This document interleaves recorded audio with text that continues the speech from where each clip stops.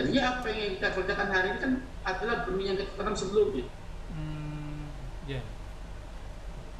Ingat, nah ke depan seperti apa kita nggak tahu kan. Ya. Tapi catatannya udah ada belum?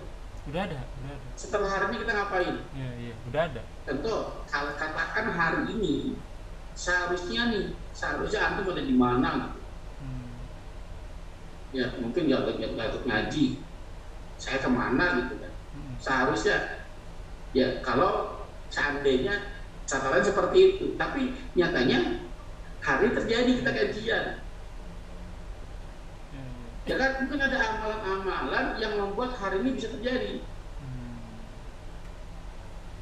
Paham nggak? Ada Ya, orang ya. yang harus celaka, nggak jadi celaka.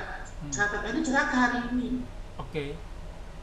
Kan karena ada amalan sebelumnya, mungkin dia sama orang tua dia Berubah. baik, sama Hmm. tetangga. Dicatat itu bukan. Allah yang kan hanya Amalan oleh sama apapun. baik itu kan. Afan, Ustadz, tapi ini mungkin nyambung sih, masih di luar konteks tapi nyambung. Bener nggak sih Ustadz? Kan tadi kan Ustadz bilang eh, iblis itu diberi izin sama Allah untuk menggoda Adam, kurang lebih seperti itu.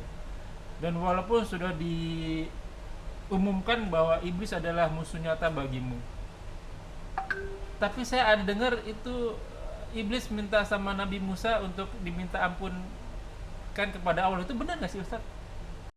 لا إله إلا الله محمد رسول الله عليه صلاة الله وآله.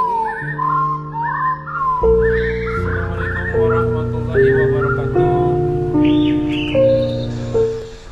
Auzubillahi minasyaitonirrajim min hamzihi wa nafthihi wa nafthihi. Bismillahirrahmanirrahim. Walhamdulillahirabbil alamin wassalatu wassalamu ala asyrofil anbiya'i wal mursalin wa ala alihi wa sahbihi wa man wala ila yaumil qiyamah wa la haula wala quwwata illa billah. Walladzi arsala rasulahu bil huda wa dinil haq liyudhhirahu 'ala dini kulli walau karihal musyrikun. Alhamdulillah nahmadu wa nasta'inuhu wa nastaghfiruh wa na'udzu billahi min shururi anfusina wa sayyiati a'malina may yahdihillahu fala mudhillalah wa may yudhlil fala hadiyalah. Rabbi shrah li sadri wa yassir li amri wa hlul 'uqdatam min lisani yafqahu qawli. Amma ba'du. Alhamdulillahirabbil alamin. Rabbis samawati wal ard. Allah penguasa langit dan bumi beserta isinya, yang senantiasa memberikan kita nikmat iman, nikmat Islam, nikmat panjang umur, nikmat sehat walafiat, nikmat beribadah, nikmat talibul ilmi, nikmat memiliki saudara seiman, dan nikmat memiliki waktu yang potensial. Salah satunya masih diberi kesempatan kita untuk kita kajian kali ini. Salawat serta salam tak lupa kita haturkan kepada junjungan kita, tauladan kita, Sayyidina wa Habibina wa Nabina wa Rasulina Muhammad sallallahu alaihi wasallam.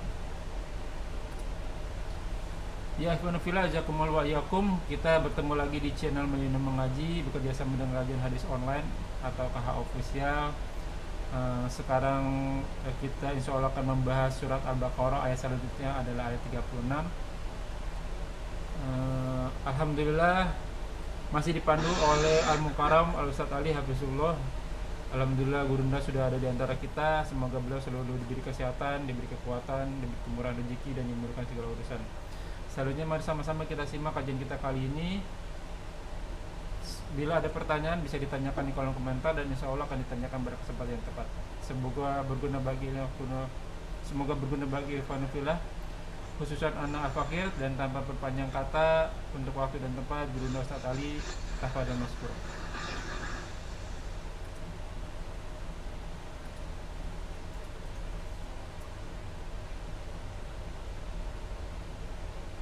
Ahwan Ustadz, suaranya kedengeran? Enggak kedengeran.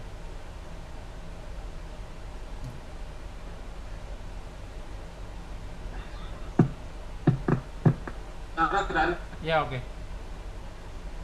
Assalamualaikum warahmatullahi wabarakatuh. Assalamualaikum.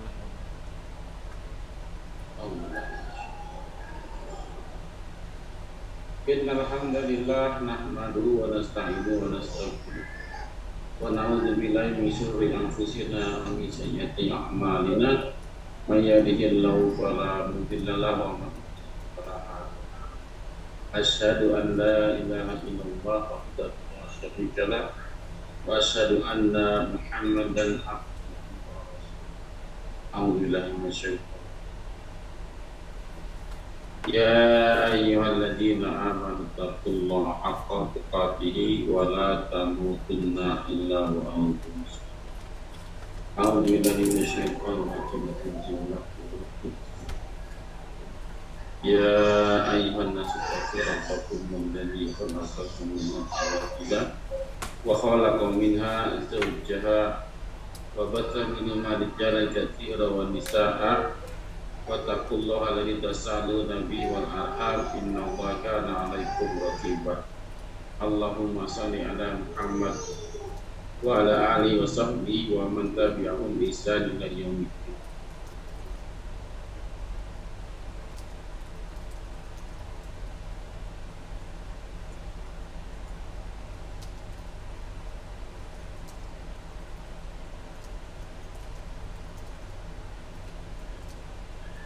Silakan dibuka kitab suci Al-Qur'annya Suratul Baqarah ayatnya ke 36 ya. 36.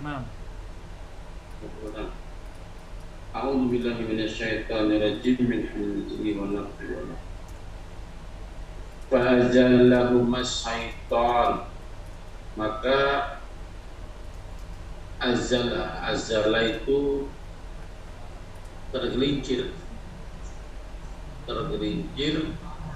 huma keduanya Nabi Adam alaihissalam dan Hawa as-syaitan oleh syaitan anha darinya, hanya kembali ke al-jannah surga ya, tergelincir mereka berdua oleh syaitan dari surga. Fa akhrajahuma, maka keluarlah mereka berdua Adam dan Hawa ya, mimma itu singkatan dari min dan ma, dari apa saja, karena adalah yang fihi padanya, yang ada pada dalam yang ada yang bisa dinikmati di surga, maka mereka keluar dari sana, tidak bisa menikmati lagi ya. Mereka berdua keluar dari surga. Wakulna, ya kami berfirman dan kami berfirman Allah Subhanahu wa ta'ala, itu keluarlah kamu semua ya, itu keluarlah kamu semua ba'dukum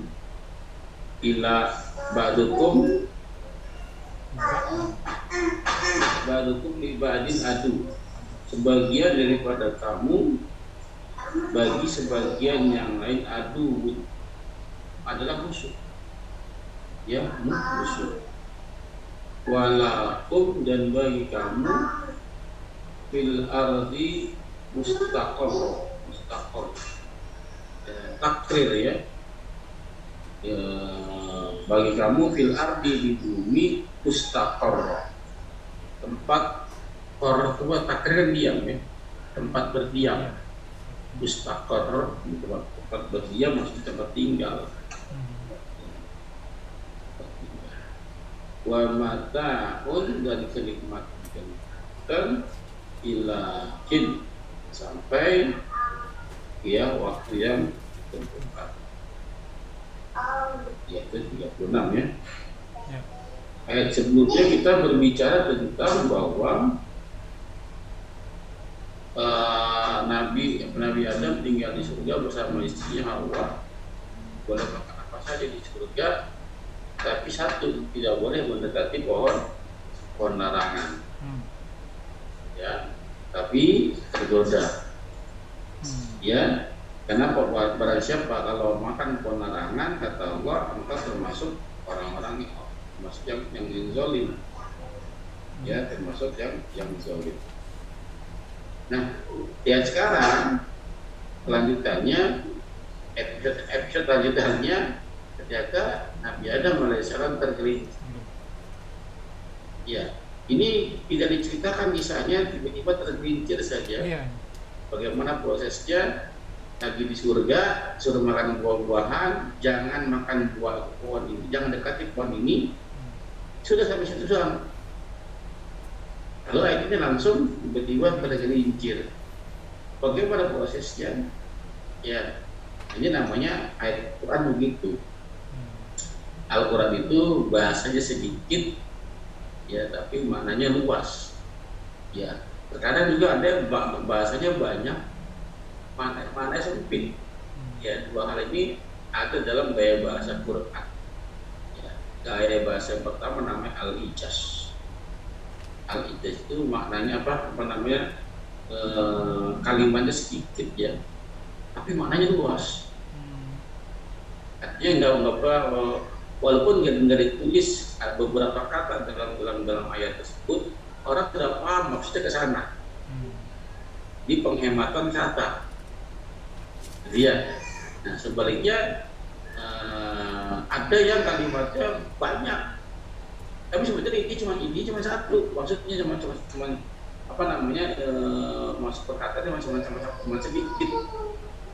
Di kalimatnya banyak, namanya al-itnab namanya. Ya banyak perkataannya panjang, tapi maksudnya sempit. Contoh, kalau kalimat al-itnab ini pada saat Nabi Zakaria yang ngadu sama Allah, ya Allah, tulangku sudah mulai rapuh, kan? Tidak apa, rambutku sudah memutih, ya. TV mah dia mau bilang saya udah tua. Iya. Namanya kalimat al-itnab. Al-itnab. Ya, kalimat al-itnab namanya. Panjang, tapi ini cuma satu sebenarnya. Ya Allah, saya sudah tua sebenarnya gitu kan. Apa ya masih bisa punya anak gitu. Tapi kalau al-ijaz beda. Ya, al-ijaz itu kalimatnya kadang-kadang ada yang dibuang. Tapi orang sudah paham maksudnya. Ya, contoh dalam surah Al-Baqarah 84 ya. Apabila kamu sakit atau dalam perjalanan, maka gantilah di hari-hari yang lain. Kok ganti apa? Ganti apa? Orang sakit dalam perjalanan, maka gantilah di hari yang lain. Ganti apanya? Iya kan? Maksudnya ada kalimat yang dibuang di situ. Apabila kamu sakit atau dalam perjalanan yang kamu tidak puasa, menyebabkan kamu nggak puasa, maka ganti di hari yang lain, lepas. Itu namanya kalam al-ijaz. Nah itu pun di sini dipakai juga. Tiba-tiba langsung mengucap, Nabi Adam dan Hawa tergelincir oleh setan. Kapan? Ya, ada dia jelas di ayat yang lain. Ya, jadi setan masuk ke dalam surga, iblis masuk ke dalam surga, dia menggoda Nabi Adam, menggelincirkan Nabi Adam dengan banyak retorikanya, dengan banyak provokasinya. Ya, jadi fa'ajallahu masyaitan, maka Nabi Adam dan Hawa mereka berdua tergelincir oleh setan. Tergelincir oleh apanya? Oleh bujuk rayu syaitan, oleh provokasi syaitan. Lalu apa kalimat mana, bujuk rayu yang mana yang menyebabkan Nabi Adam dan Hawa kok bisa tergelincir? Iya, satu. Ya. Lalu ada darinya hanya milik surga, dari surga ya. Kalimat apa? Di sini dijelaskan di tafsirnya. Ya, dijelaskan bahwa iblis itu menggoda Nabi Adam, membisiki Nabi Adam, dan seraya berkata, hal ada lakuma, maukah kamu aku tunjukkan, adilakuma apa? Aku tunjukkan kepada kamu berdua atas sajaratil khuld, atas pohon keabadian. Yang dimaksud adalah pohon yang dilarang oleh Allah Subhanahu wa taala. Cuman diprovokasi, dibelokkan maknanya oleh iblis. Sesungguhnya ini pohon keabadian. Ya, disebutnya pohon khuldi. Khalada kan kekal ya, pohon kekal. Maksudnya bahkan dia iblis bersumpah, demi Allah, saya ini cuma menasihatin kamu, bersumpah demi Allah supaya Adam tergelincir, karena ada kata-kata Allah tadi. demi Allah, kamu kalau makan buah pohon ini, kamu akan kekal di sini. Kamu akan kekal di sini. Jelas ya? Maka Nabi Adam dan Hawa tergelincir oleh ujuk rayu. Jadi Nabi Adam tidak bermaksiat. Karena seorang nabi itu maksum. Tidak mungkin seorang nabi bermaksiat, tidak mungkin. Tapi salah iya. Kalau salah iya. Seperti Nabi Muhammad SAW pernah salah nggak? Pernah salah. Pernah nggak ditegur sama Allah? Pernah ditegur. Sering. Abasa wa tawalla. Kenapa kamu tukang masak? Dan Nabi sebagai seorang manusia bisa salah. Tapi untuk bermaksiat tidak mungkin, karena Allah jaga, Allah maksudkan Allah jaga.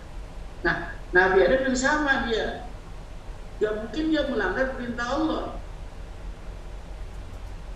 Ya, karena melanggar perintah Allah adalah pemaksiatan.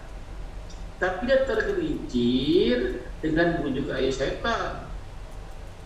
Nah, dia beranggapan, dia Nabi Adam dengan ijtihad ya, dengan ilmu yang dia punya. Iya kan ijtihadnya kalau salah kan dapat 1 pahala ya. Kalau benar kan dapat 2 pahala.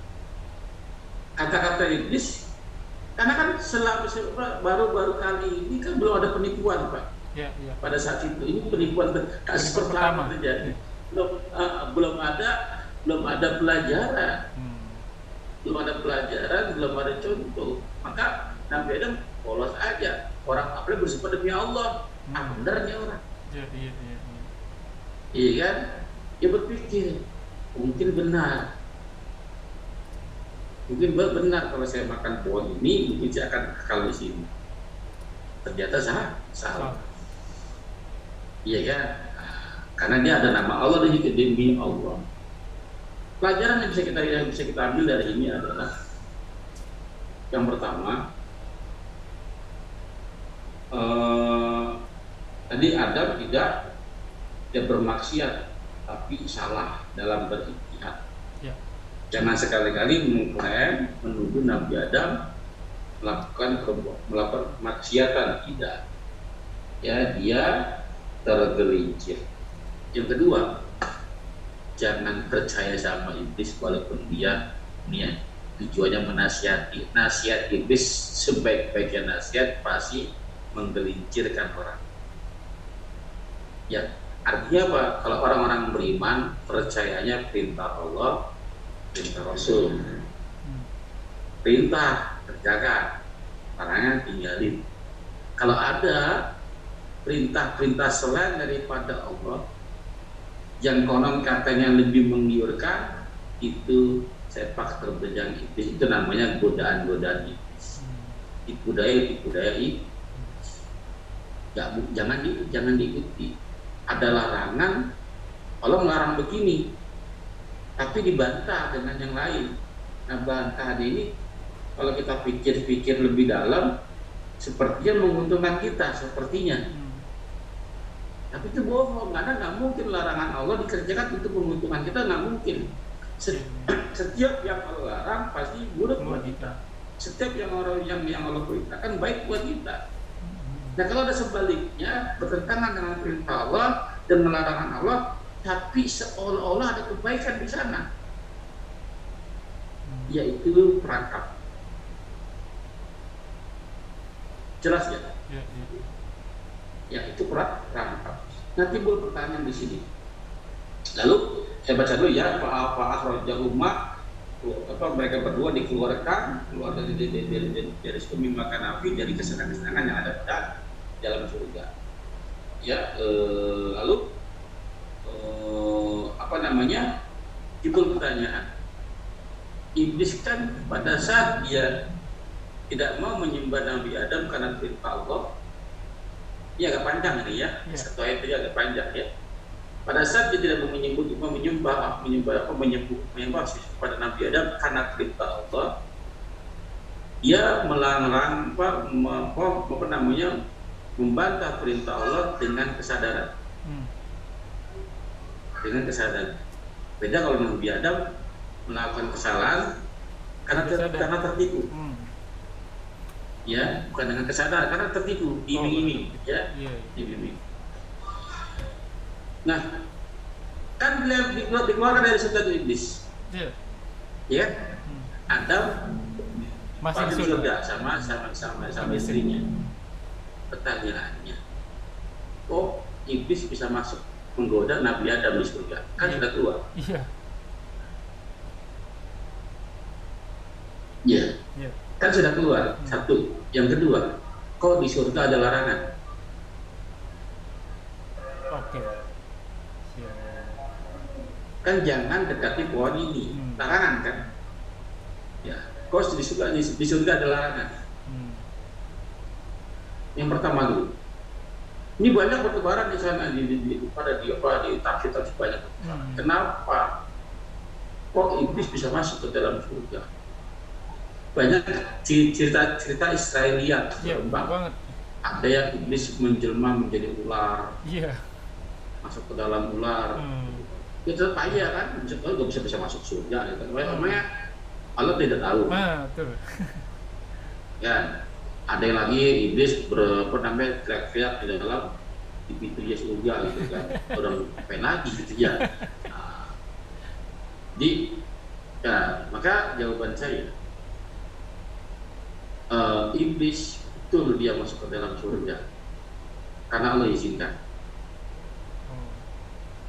Tujuannya Allah tahu tujuan iblis kan ingin menggoda Nabi Adam karena dendam kan, ingin akan menyesatkan Adam dan keturunannya sampai hari kiamat.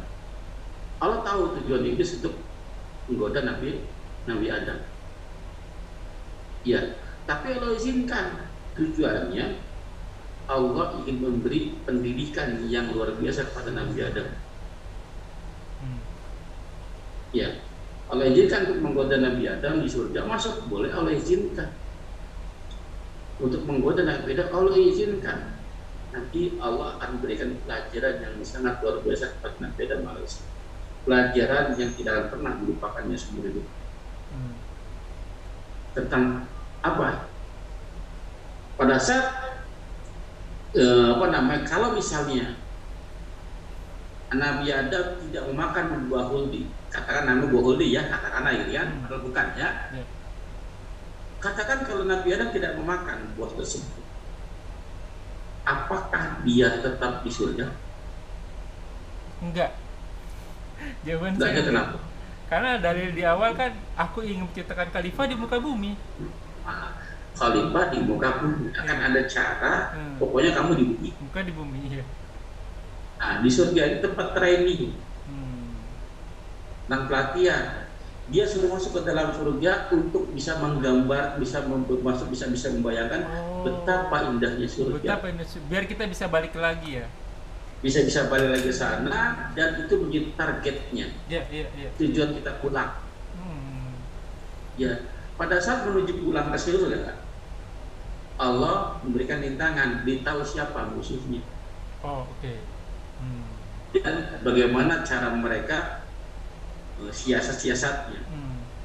Ya, Allah beritahu, ada ini tujuan kamu di sini, dan kamu aku taruh di bumi. Ingat, kamu harus pulang ke sini. Dan selama dalam perjalanan pulang, ada di kali itu. Kamu kenali siapa musuh kamu.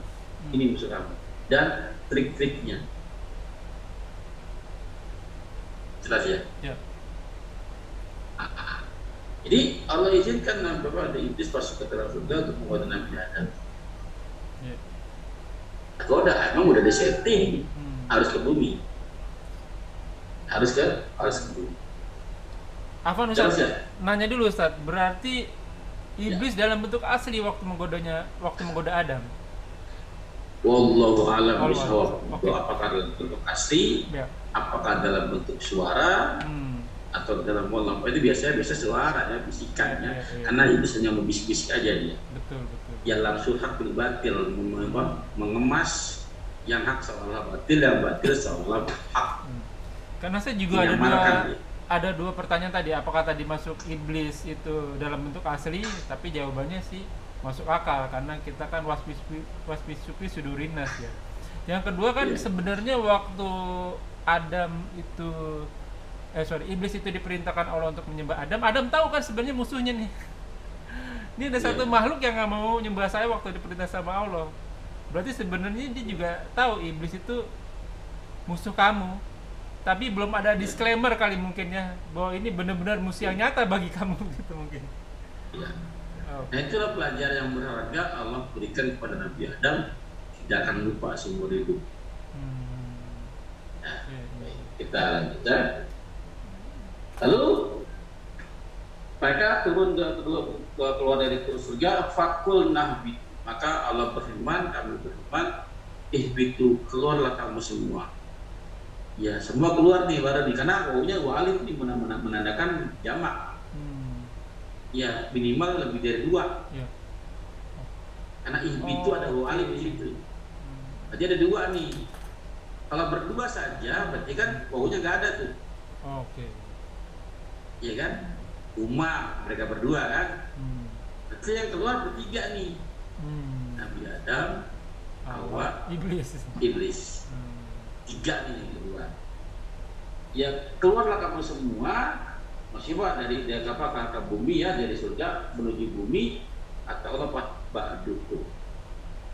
Sebagian dari kamu ya libatin adu bagi sebagian yang adalah musuh. Artinya apa? Kita Nabi Adam dan keturunan sebagian dari mereka yang menjadi musuh bagi sebagian iblis dan keturunannya dan antek-antek ila yaumil qiyamah.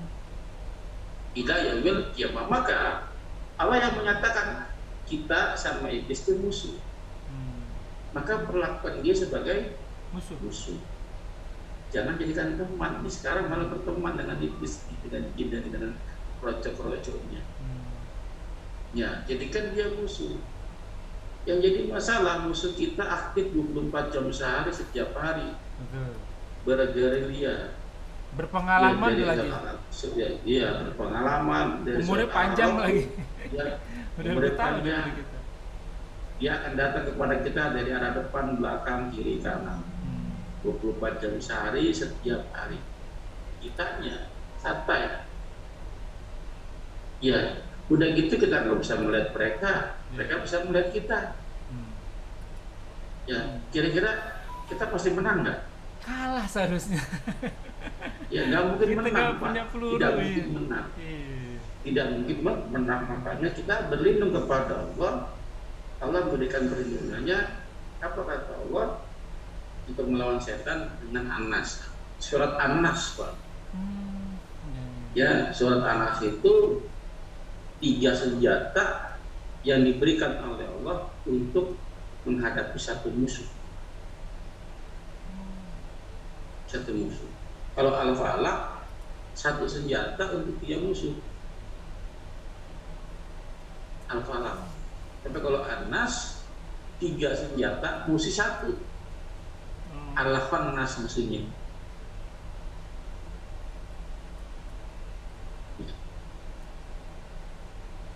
Maka kalau kita tidak minta perlindungan kepada Allah, tidak akan pernah menang. Tidak akan pernah menang. Bagaimana mungkin bisa menang? Dia umurnya panjang, kita terbatas. Iya. Dia Jangan-jangan bisa melihat kita nggak bisa melihat kita. dia lebih hafal Al-Quran daripada kita ya. Iya. Karena turunnya Al-Quran Iya, dia ada ya. Maka berlindung kepada Allah. Bila berlindung kepada Allah, jangan berlindung kepada selainnya. Atau jangan-jangan kita salah perlindungan nih. Berlindung kepada sesama iblis ya, teman-temannya. Ya, bahaya sekali. Ya, walaupun fil ardi, dan bagi kamu di dalam di bumi mustaqarrun, ada tempat berdiam sebagai tempat tinggal. Wa mataun, dan kenikmatan. Mataun adalah kenikmatan yang gampang diperoleh, Pak. Mataun itu kenikmatan yang mudah diperoleh tapi sementara. Itulah dunia. Gampang dapat kenikmatan tapi sementara, tidak akan pernah abadi. Tidak ada yang senang selamanya, tidak ada yang senang selamanya. Kalau mau senang selamanya di surga, bukan di dunia. Ya wa mata'ud ilain sampai waktu yang ditentukan. Ya, silakan kamu bapak. Iya. Satu aja cukup ya. Iya. Afwan Ustadz, tapi ini mungkin nyambung sih, masih di luar konteks tapi nyambung. Benar nggak sih Ustadz? Kan tadi kan Ustadz bilang iblis itu diberi izin sama Allah untuk menggoda Adam, kurang lebih seperti itu. Dan walaupun sudah diumumkan bahwa iblis adalah musuh nyata bagimu, tapi saya ada dengar itu iblis minta sama Nabi Musa untuk diminta ampun kan kepada Allah. Itu benar nggak sih Ustaz? Iblis pernah minta? Saya pernah dengar nih berita Israiliyat atau bukan nih, saya kurang tahu ya. Jadi iblis pernah minta kepada Nabi Musa agar dia diminta ampunkan kepada Allah gitu. Tapi syaratnya enggak benar. Salah satunya harus menyembah kuburannya Nabi Adam begitu. Enggak benar, saya lihat. Ya, iblis dari awal saja dia minta ampunan pada saat dia dikeluarkan dari surga. Ini dan berikutnya, ya. Nabi Adam pada saat dia berbuat salah, dia doa, Rabbana dzalamna, dia mengakui. Tapi iblis kan enggak. Apa oleh iblis? Ya Allah, minta ditangguhkan. Betul. Artinya kenapa nunggu Nabi Musa lahir dulu? Iya. Kelamaan ya kan? Nah, kenapa kelamaan? Kenapa nggak dari awal? Toh baru satu kesalahannya. Kalau nunggu Nabi Musa udah banyak kesalahannya dia. Dan merasa ujub, merasa bangga diri. Kenapa? Merasa kuat kan? Merasa mampu menggelincirkan banyak manusia. Jadi kemudian nggak seperti itu kisah. Oh, berarti salah ya kisahnya. Salah. Sangat bisa dipastikan itu salah. Satu lagi mungkin ini terakhir Ustadz. Iblis itu kan sebenarnya awalnya makhluk yang taat ya Ustadz ya. Beribu-ribu tahun dia beribadah sama Allah ya. Tapi akhirnya tergelincir juga karena sombong begitu. Itu emang Allah setting sengaja iblis itu disiapkan untuk menggoda Adam nantinya atau gimana tuh Ustaz? Tidak juga. Innama amalu bil niyyat, innama amalu bil khawatim. Amal tergantung niatnya, amal tergantung akhirnya. Ada yang ya seumur hidup maksiat, akhir hidupnya dapat hidayah. Dia bertobat. Ya, ada yang seumur hidup taat, akhir hidupnya bermaksiat. Iya, ada banyak banget kisahnya. Artinya kita hanya bisa berdoa mudah-mudahan kita mati dalam keadaan baik, terus khotim. Sangat tidak elok. Saya katakan begini dah. Seorang dosen yang pandai, yang cerdas, yang piawai, yang guru yang piawai, dia tahu nggak murid-muridnya mana yang lulus, mana yang tidak? Iya, tahu. Tahu dari mana? Dari nilainya sebelum ujian. Sebelum ujian. Ya mungkin dari perilakunya di kelas. Oh ini anak rajin nih ngerjain tugas. Ada yang males-malesan ngerjain tugas. Iya. Ada yang ini dia tahu ini nggak? Kayaknya menurut pengetahuan dosen guru tersebut ini murid yang mungkin lulus. Betul. Kesehariannya nggak pernah ngerjain tugas. Kalau belajar ngantuk. Ya.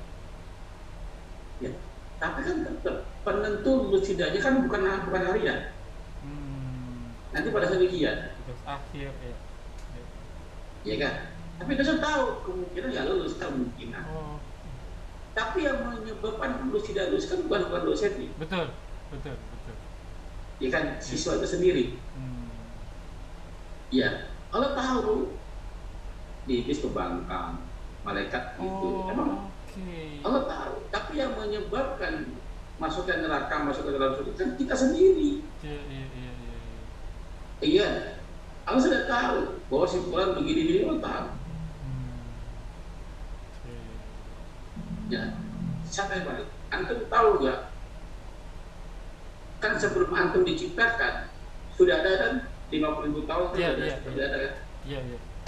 Sekarang ada terjadi kajian hari ini jam sekian, ada kajian apa mana yang live nih ada. Sudah tertulis kan sebelumnya kan? Iya, iya, iya. Nah, hari sebelum hari ini antum berbuat apa? Oh iya, iya. Udah ada track recordnya ya? Iya. Nggak mungkin kan saya pelaku. Ada sebuah akibat sehingga ini acara bisa terjadi. Iya, iya, iya. Iya. Artinya apa yang kita kerjakan hari ini kan adalah demi yang kita kerjakan sebelumnya. Iya. Ingat, nah ke depan seperti apa kita nggak tahu kan. Ya. Tapi tadi udah ada belum? Udah ada. Setelah hari ini kita ngapain? Iya, iya, udah ada. Tentu kalau katakan hari ini seharusnya antum ada di mana gitu. Ya mungkin nggak ikut ngaji, saya kemana gitu kan. Seharusnya ya kalau seandainya catatan seperti itu, tapi nyatanya hari terjadi kita kajian. Ya kan mungkin ada amalan-amalan yang membuat hari ini bisa terjadi. Paham nggak? Ada orang yang harus celaka, nggak jadi celaka. Catatannya celaka hari ini. Oke. Dan karena ada amalan sebelumnya, mungkin dia sama orang tua berubah. Dia baik sama tetangga. Dicatat itu bukan Allah yang kan hanya oleh sebelum itu kan. Ya. Even malaikat juga nggak tahu ya. Ya Allah nggak tahu, boleh nggak tahu. Allah membuat kejadian. Jelas ya. Nah kejadian setelah hari ini kita nggak tahu, tapi catatannya kita sudah ada. Besok mau ngapain, lusa mau ngapain, udah ada catatan. Bisa berjalan sesuai dengan catatan yang ada. Bisa juga tidak. Maka dari itu, ini saja yang bisa terjadi. Kita nggak pernah tahu apakah benar ini sesuai dengan catatan hidup kita, atau ada perubahan, kita nggak pernah tahu. Ya, kita berbaik sangka kalau sana ini berubah menjadi baik, berarti ke depan juga bisa dong.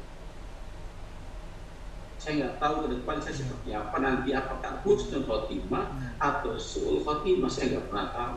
Yang penting tapi kita saya pastikan insya Allah dari sekarang saya akan istiqomah, mudah-mudahan Allah bantu saya dalam istiqomahan sehingga ini menjadi penyebab, menjadi atar saya bisa mati husnul khotimah. Closing yang sangat bagus. Alhamdulillah Ustaz. Mungkin kita tutup sampai di sini ya. Buat teman-teman juga kalau misalnya ada yang mau bertanya silakan ditulis di kolom komentar. Insya Allah akan kita bahas di sesi yang berikutnya. Ya ikhwanillah, hajakumullah wa iyyakum. Semoga apa yang kita bahas menjadi ladang amal buat kita. Semoga majelis ini diberkahi. Semoga amal yang kita kerjakan dan yang akan kita kerjakan menjadi ladang amal buat kita semua dan diterima oleh Allah Subhanahu wa taala.